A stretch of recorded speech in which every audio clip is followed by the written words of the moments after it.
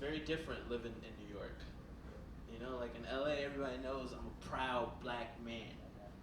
But for some reason, everyone in New York thinks I'm some sort of Spanish lesbian.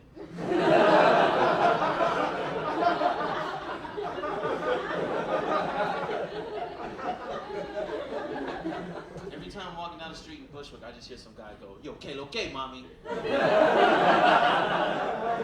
Mommy? What do you mean? Better start working out. Yeah, I moved here to get good at stand-up, and that was the dumbest decision I ever made. I should have just stayed in LA and been famous like all my friends, you know? A lot of my friends are on TV, and some of them are famous. And I think about, like, you ever ask yourself what level of fame you want? You know what I mean? Like, me personally, I want benefit of the doubt fame. You guys know what benefit of the doubt fame means? Basically, it means if I ever get caught masturbating in a movie theater, I just want all my fans to be like, "Man, what movie was it, though?"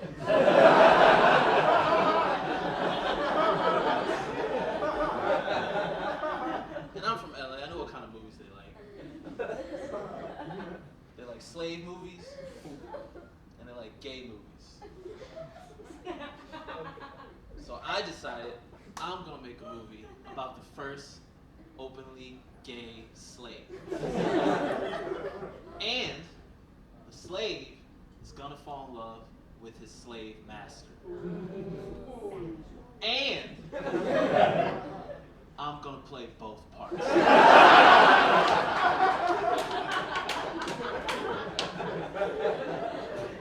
Title of my film is gonna be called Uncle Tom's Closet. That shit's gonna come out twice in 1 year. Black History Month and Gay History Month, I don't know what it is. You gotta have benefit of the doubt fame, you got to today. Like a lot of stars got in trouble this year, you know, like R. Kelly got in trouble. That wasn't good. You know how I know R. Kelly got in trouble? Because nobody even calls him R. Kelly anymore. They just call him Robert. Like, come over here, Robert. I was at a party in LA. It was at a teen Vogue party. I'm not a teen. I don't know why I was there. I was not scouting. I was at a teen Vogue party, and I knew R. Kelly was in trouble because all the white girls, they got really upset when they started playing Remix to Ignition. Like, they turned his music on, all the white girls were like, "Can you believe this? They're playing his music at a time like this? Really?" One white girl got so mad she just took a knee. She was like,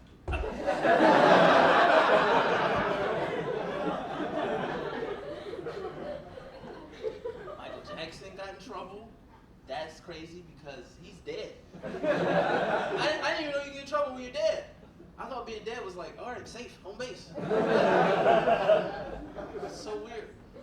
I don't know if he did what they say he did, but I think the reason he got away with it is because he's the most famous person that ever existed. I think Michael Jackson is more famous than Jesus. I'm just saying, you know, Michael Jackson won his court case. Fact.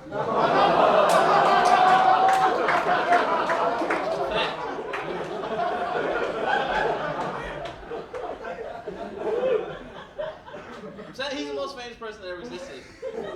Because when you think of Michael Jackson, there's at least 3 different faces you can think of. Black Michael Jackson, Puerto Rican lesbian Michael Jackson, and that Asian lady he turned himself into. So he's been at least 3 different people, which means he deserves at least 3 different second chances. That's all I'm saying, you know? I'm a little scared to listen to him now. Is anyone else a little like, when you hear him out in public, you're like, I look around. Like, I'll be out and I'll be like, here now, I wanna rock with you.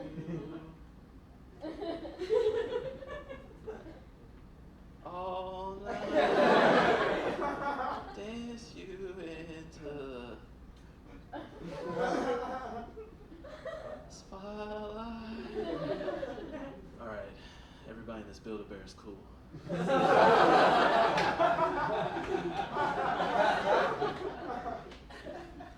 It's interesting to be doing, you know, what I'm doing right now, you know. A lot of people tell me I should talk more about my life. I don't know if I should do that, you know, because my life is kind of boring, you know? Like, I make jokes about everything, and, you know, a lot of times I just get the material from my friends who make fun of me. Like a lot of my friends are like amateur rappers. You know, I mean, they work at Best Buy. You know what I'm saying? And they always make fun of me, like they think everything that I do is gay. They be like, Alex, you wearing a pink shirt?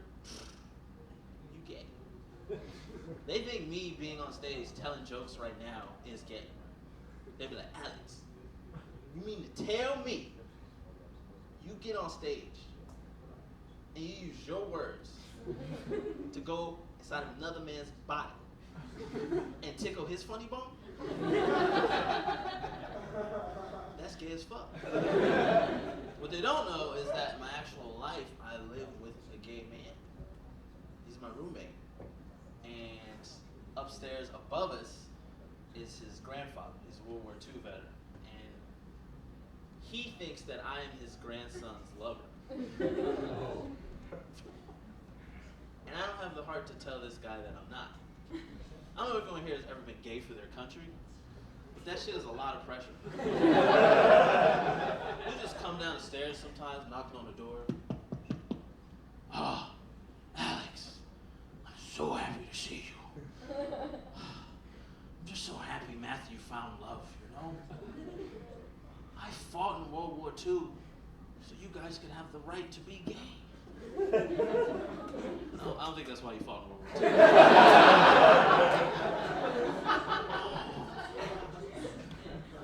I would just love for you guys to get married. Like marriage? We just fucking. What's up with marriage? Just having sex down here. Putting all this pressure on us, you know? You guys believe in conspiracies? Yeah? Alright, I'm gonna test you guys. I have this friend, right? He believes everything has to do with race. Like I grew up in South Central, so he believes all of our problems come from race. And I remember one time we were riding around in a car and we got pulled over by the cops, right? And he was like, you see this, Alex? You see, the only reason we got pulled over in this car is because he saw two black kids riding around in something nice. And he was like, we don't belong. I had to look at my friend. I was like, I think the reason we got pulled over is because we stole this car. Now this guy, he lives in the one place that will never be gentrified. Jail.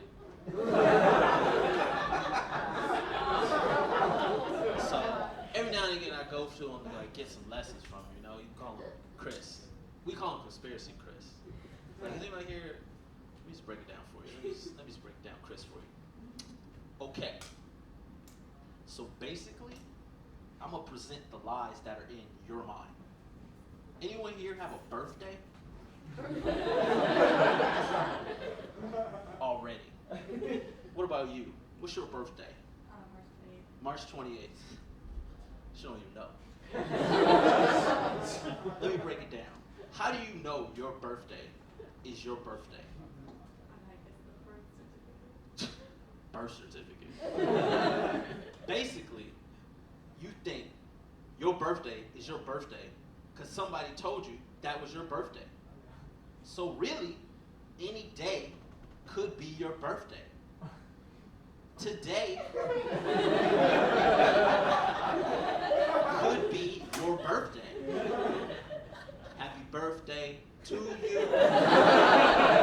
Happy birthday to you. Happy birthday, dear. What's your name? Jay.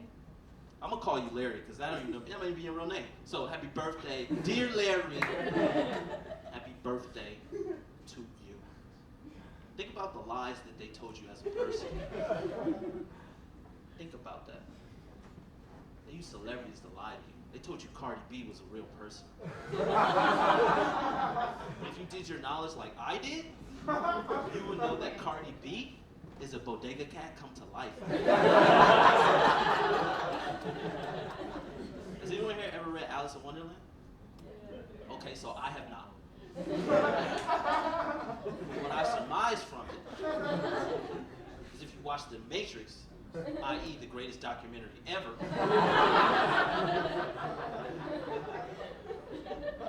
does anyone here study quantum physics? Exactly. Break that down. Quantum physics. Started by two guys, one named Quan, one named Tom. Think about the lies they told you about yourselves. Israel versus Palestine. Break that down. Israel, is it real? Is it? I don't know. That's just knowledge for you. The biggest lie they told you was it was white versus black. But if you did your knowledge like I did,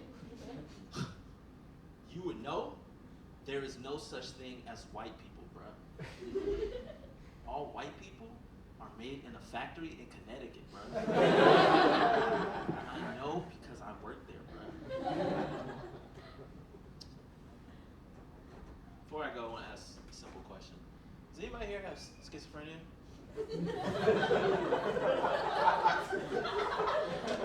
It's always a resounding no. My grandmother had schizophrenia. But I was a kid. I didn't know what schizophrenia was. So whenever I would see her talking to herself, I thought she was just getting ready for a rap battle. I would see her walking around, yeah, knees weak, arms heavy, mom's okay. I thought my grandmother was the dopest rapper alive. So I did what any young poor black kid would do in the hood at the time. I tried to make money off of it. I started making beats. Then I started making mixtapes. Then my brother found out. He was like, yo, Alex, what the fuck are you doing? I said, is this wrong? No. We could do this at a much bigger level. Next thing you know, my grandmother, me and her, we started beefing. You know, she would stop taking her medicine. She would stay out sometimes 6, 7 p.m., you know, real late. I remember one time I was in a room by myself. She was smoking a cigarette. She came in, she was like, you know, Alex, if I had given your mother $200, you wouldn't be here.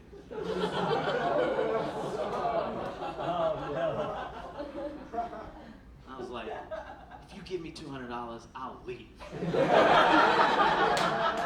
that's how I got to New York. Thank you guys.